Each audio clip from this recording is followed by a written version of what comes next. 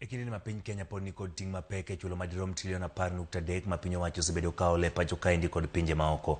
Jatend migawo mar omenda Njuguna Ndung'u yango ni hik omenda ma 2024 2025 gidhi keto maino e medo choko ma pacho ka kendo duoko piny hola ma piny owacho kae pinje maoko. Koloso kinde somo bajet, Ndung'u lero ni okenge go dhi konyo neno ni gope ok othiro chenro mag dongruok ne jopiny. George Bati miyowa ler. Kaluwore ni bang' piny owacho yudo choko duto mag siro bajet mar trilion 3.92 mar omenda mag 2024-2025, pod gibiro dwaro ma ok tin ne bilion 597 e chopo bajet, kama nyalo chuno piny owacho mondo kaw hola ma pacho ka kod pinje maoko.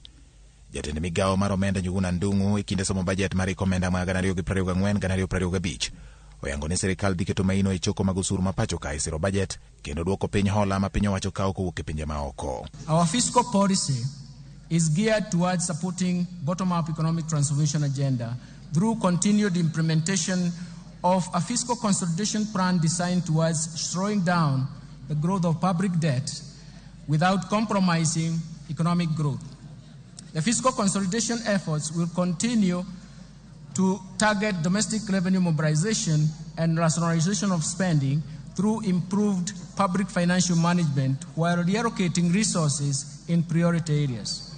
Ei bajet mar omenda 2024-2025, sirikal oyango tiyo kod trilion 1 e chulo nyinyo mag hola mosekunore kendo ma osebedo kadiyo omenda ma piny owacho dongo e tayo chenro mag dongruok. Ka piny owacho koro keto maino e duoko piny gope ma Kenya nigo kendo neno ni chudo magi otim kaluwore kod winjruok manoketi kinde mane kawogi, kendo bang' yangore ni atamalo 63 biro dhi e chudo mag gope kata malo 37 kende ema dong' ne tayo Kenya.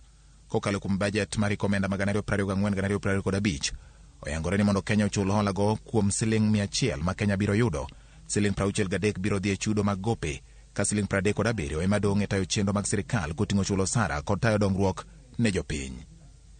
Nyaka e giko dwe mar adek higani, Kenya ni kod gowi maromo trilion 10.398.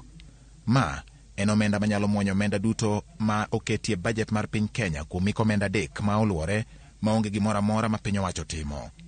Gowi ma Kenya nigo oting'o trilion 5.253 ma gin gope ma Kenya olo e bede bengi ma pacho ka, kod trilion 5.163 ma gin gope ma Kenya olo e pinje maoko kod agulni mag omenda mag pinje maoko. E kind gope ma Kenya olo e pinje maoko, trilion 2.1 ne giolo e bengi maduong' mar piny mangima World Bank kod aguch omenda mar IMF. Trilion 1.11 ne gin mag Eurobond kod bilion 939 ma ibandho piny Kenya kod jopiny China. Kata obedo ni Kenya medo keto kenge mag thiro hola ma ikawe pinje maoko kendo jiwo choko ma pacho ka e siro bajet, rem ewi omenda mabiro dwarore chopo kare bajet ma omenda 2024-2025 nyiso ni nyalo chuno Kenya mondo dhi nyime kod kawo hola mabiro medo thiro chenro mag bajet kod dongruok mathurka. Bende dwaro nitie mondo ne ni hola go otiga yo makare kendo geng'o mibadhi eka jopiny nyalo winjo ber mar hola. George Bati, Ramogi TV.